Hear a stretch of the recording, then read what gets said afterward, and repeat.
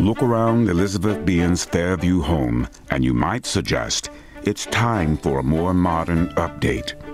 Save your breath, because it's not gonna happen. No, I love my old stuff. Her 21st century love is the 20th century. A lot of times I hear that, oh, you were born in the wrong time, and there is a part of me that doesn't quite fit in, but this way I can kind of draw from that and make it my style now. The merging of today and yesterday. The merge often starts with metals. And a lot of it have been found in barns and sheds or outside in the yard. So there is kind of a homey feel to it. It's nostalgic. Nostalgic and eventually neckwear through her hands. You know the Tootsie Pop commercials where everything they see is Tootsie Rolls? Everything I see is jewelry. No matter what, I'm like, oh, I could wear that. That could be jewelry. So I think just that I will wear it, or that I will make it to be worn, because certainly some of these things are not intended to be jewelry. There's license plates and belt buckles and hinges. I know that the little old man who painted this hinge 100 years ago did not ever think someone was going to wear it as a necklace. Her jewelry box is filled with items usually more at home in a toolbox. It's just beautiful. I mean, the amount of work that used to go into everyday detail, or everyday things, even the screws were beautiful back then. And I like to save that stuff because somebody really put their heart into making a drawer pull or a screw. What she sees in every direction are possibilities. This was a cuckoo clock. So to me, I just see all kinds of things hidden in there that would make great jewelry.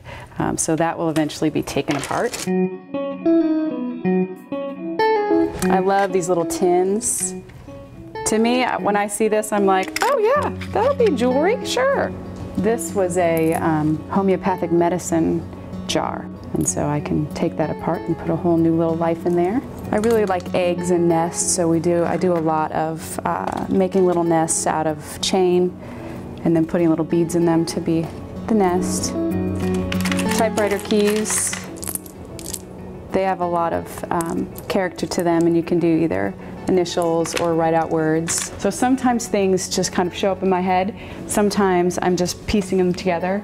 And sometimes I just find them on the ground. And I found a light bulb on the ground one time, and in my brain, when I see a light bulb on the ground, I think, well, that's jewelry. Thanks to Elizabeth, pocket watches built to go beyond just telling time live again. You know, their whole life was making these watches, and what pride they took in that. And that's gone in our culture. Gone, but for her, never forgotten.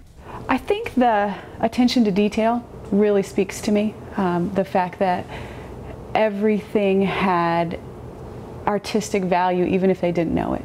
The screws were decorated, the hinges were decorated. Even deep inside of a pocket watch, there's flowers etched in there or designs etched in there that nobody else would have ever seen besides the first person making it. And now there are these treasures that are buried in old things that would otherwise just get cast away. Because of her jewelry, those old-timey ways that pull her to the past can now occasionally show up just around the corner. This piece here, a little sweet old woman saw it, and she came up and was telling me about the little doll, and she said, oh, I got that little doll at the 1932 World's Fair. And she just started telling me about her day at the World's Fair in 1932, and it was just so sweet. Equally sweet, what to do with Grandma's beautiful old china, often cast away in cabinets and closets, separated from spread-out families. Elizabeth has a plate plan. Busted pieces turned into jewelry. It's a great way to have the beautiful pattern of the china to wear, but also to have a piece of my family history. It speaks to the past. It also speaks to broken and beautiful. A concept she believes comes from God. The way that the Lord takes old and broken and cast away things and makes them beautiful. I want to walk in that. I want to do that. And that's really what my jewelry says. And people get that. I just love the feel of it. I love that time period. So she surrounds herself with pieces of the past that bring her joy. typewriters and telegrams still have a voice here. While she understands the need for a laptop computer, it's still decorated on her terms. And her transportation, it's hardly a tribute to the horse and buggy. I drive a minivan, but I would love to drive like a vintage truck, you know, a beat up old station wagon or something like that. It has to be big enough to put my junk in. Sure. So the minivan is good because I can pull off on the side of the road and just throw anything in there. Always on the lookout for the stuff no longer shiny and new. The rustier, the beat up, I like my antiques well loved. Hoping with a timeless sales pitch that you do too.